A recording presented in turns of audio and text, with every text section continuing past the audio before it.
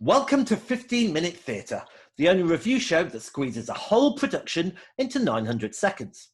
The date is Friday the 7th of August 2020, and we've just seen Brent Youth Theatre's online performance of I Am Not My Box Part 1. Open the house.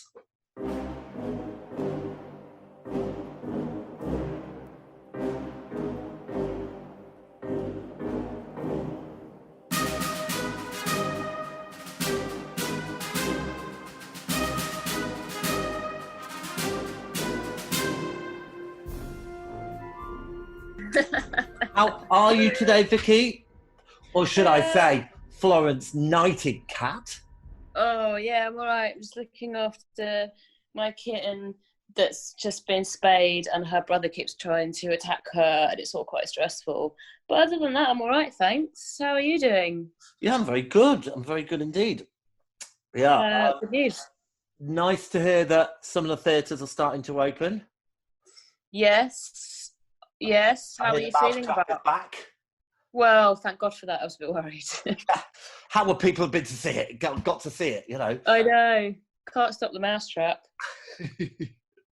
Wonderful. Well, hopefully, maybe we'll be able to see some theatre before the year is out. We could go see the mousetrap again. Yeah. Well, we know who did it now. In fact, I've forgotten who did it. No. I know who did it. It changes every night. Does it? No. Anyway, should we get on with the question in hand? Yeah, come on then. Okay, so this was a performance, an online performance, I should say, from the Brent Youth Theatre. And it was a piece of devised theatre, film, devised by the young people of the Brent Youth Theatre and directed by Tazzy Karina, who also runs Brent Youth Theatre. And I might as well say it now, but if you are interested in finding out more about Brent Youth Theatre, the easiest thing to do is have a look on Facebook or type Brent Youth Theatre into your Google search engine. The Google machine. The Google machine. Yeah, we've got a friend who runs that, don't we? Who works the Google machine. She doesn't run the Google machine, but she does all the searches. You have to turn the crank. Yeah, they have a good time at Google, don't they? They have a lovely time. They have all the good stuff going on there. Anyway, let's not get distracted. So this is we've seen part 1 of 5 parts, and they are loosely connected because each part is all about the surrounding area, Brent.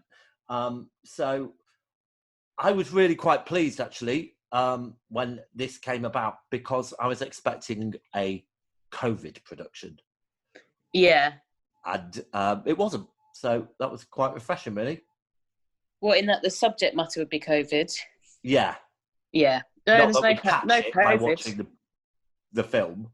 Well, you'd hope not. Oh, yeah, that'd be terrible. All right, do you want to give us a little synopsis? Yeah. So basically, it is...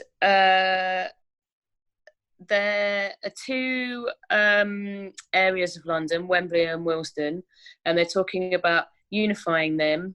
And it's basically seen from the perspective of Wembley and the perspective of Willesden, and they're sort of discussing about how they're going to do it, and a lot of people aren't very happy about it and what they're going to call it. And it's Brent, it becomes Brent. So that's it, basically. And it's set in the past, mostly.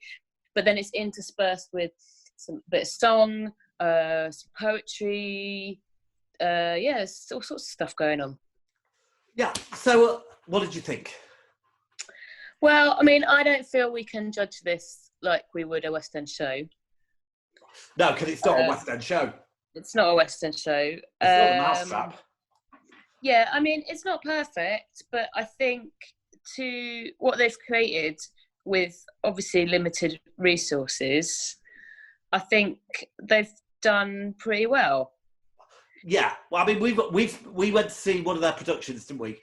A while back. I can't remember the name of it, but do you remember? We went to see it, and someone from EastEnders was in the audience. Can't remember, but I have a memory like a goldfish. So well, I remember, and I remember it being very good. And yeah, I think they've done a remarkable job in these strange and taxing times to keep the youth theatre going. And I think I really liked it. The fact it always, any devised kind of work always scores extra bonus points for me, because, you know, it's one thing using the script and, you know, learning lines and doing something that's tried and tested, but to make something yourself from scratch is always a challenge. And I thought what they managed to do was inject a lot of humour into it. And it was also a good showcase for the young people who are really quite talented.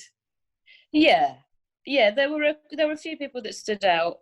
I thought it was a bit fragmented, but it was very adventurous. I feel like they'd really sort of aimed high with what they could do. And maybe not all of it was pulled off as maybe as if it was like a professional theatre company. Not all of it was up to those standards, obviously. But I thought what they did was really good. Excuse me. Yeah. For me, two of the things that are vitally important for youth theatre.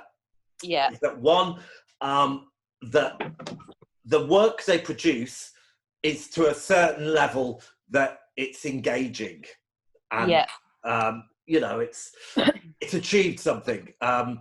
Hopefully the young people have learned something as well along the way, whether that's, you know, theatrical skills or, you know, maybe something about the area, which both of this achieved.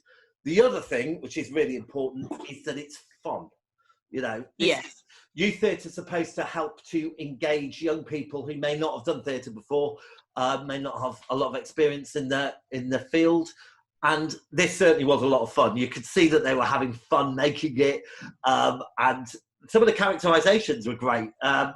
Especially, there was someone playing someone from is it like the late 19th century or something? Yeah. She was brilliant, I thought. Yeah, they'd really adventured. There was a few technical issues, I think, that were a bit of a shame. Like some of it was a bit out of sync, but then I guess that's the way, you know, some of it was done over Zoom and not everyone is going to be in sync, and sometimes there's a bit of a pause between people speaking. But that, I think they sort of navigated that really well. And this was probably new ground to them as well. You know, they probably hadn't had to get that technical that quickly before. No, well, who has really? You know, there's not going to be many like theatres that are set up for doing that sort of work. Like, you know, like the National and the Old Vic that record stuff anyway. That, you know, they know how to do this stuff. But other people. So I'm just pulling my cat away. He was trying to lick her wound. Yeah, I think they did really well with the resources that they had, and yeah, they sort of took something that was of interest to them in their area, and then I'm really sorry. It's cat. Stay away from her. He's like, I'm really sorry. This is Vicky's life these days. Basically, she's like rolled over with her belly, and her like wound is showing, and he's very near it. Vicky, this is a catastrophe. I know, I'm sorry, it's a terrible timing. All right, I'm going to pull you back. So also extra points because they used original music, and they, like you said, they made their own song, didn't they? Yeah, there was a song, there was a poem. One of them was walking around the borough, talking about sorry, a cat emergency again. I'm just going to sit by one of the cats now. Intervene. Yeah, I think they sort of, they used lots of different techniques. It was really ambitious. Yeah, and also it was a good length. You know, if you're going to watch, we've watched quite a few plays online now, haven't we? Yeah. You miss the immersive quality of sitting in the theatre next to people that you don't like, or, you know, with them taking their shoes off or talking throughout, or putting their feet on my head. Exactly. So it was about 15 to 20 minutes.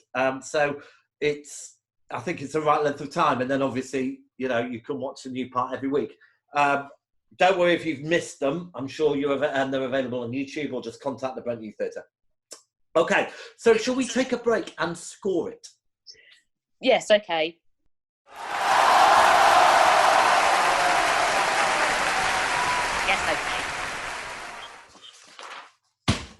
Okie dokie. Right, well, usually I'd be asking what you've been doing with yourself, but that answer is painfully obvious. Just on kitten watch at the moment. Kitten watch. Yeah, one more week of kitten watch, and then kitten watch will be over. They're out into the wild, never to be seen. You'll set them free. All right, so let's make a start. Vicki, performances. I think this is really difficult to score because I don't know what criteria to use, because I can't score it obviously anywhere near as high. Well, I'm going to score it, in equivalence to like other youth theatres and stuff like that. I'm going to give them a 9 because I thought there was some really good characterisations there. I'd give them a 7. Yeah.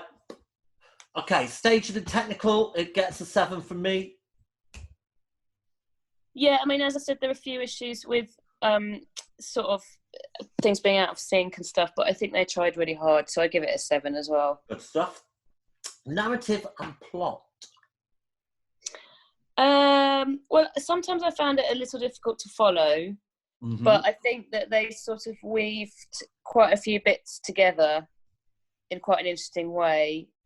So again, I'd go for a 7. Okay, I'm going to give it a 6, only because it wasn't the most exciting that kind of issue, really. Originality gets an 8 for me. Yeah, I'll go for an 8. Lovely. Costume? Well, there wasn't much in the way of costume, really. I'll go for a 6. Okay. And it gets a 7 because I quite like the 19th century costumes that they were wearing, because they were quite sweet. And was it worth it? I'm going to go for a 7. Okay. And I'm just going to bump that slightly. I'm going to give it an 8. Okie dokie. So while I add up all these all-important scores, would you be kind enough to tell the listener what we're going to be watching next?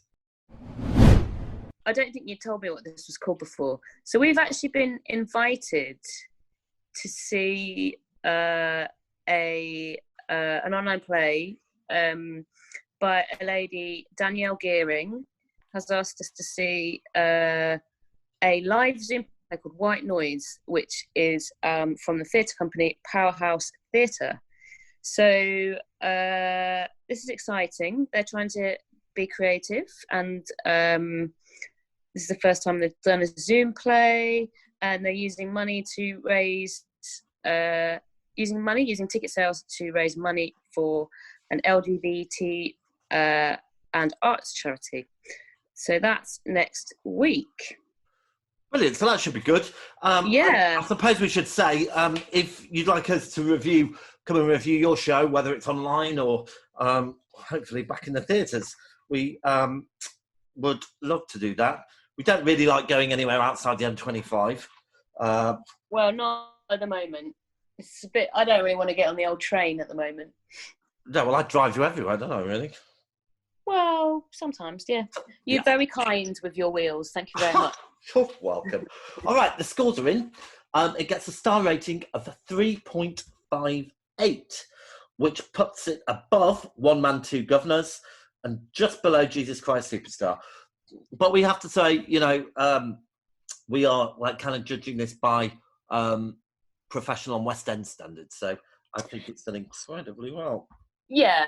I mean, obviously, it's an entirely different thing, and we can't judge it exactly the same. It's got to be a bit different, hasn't it? Yeah, but we wanted to score it.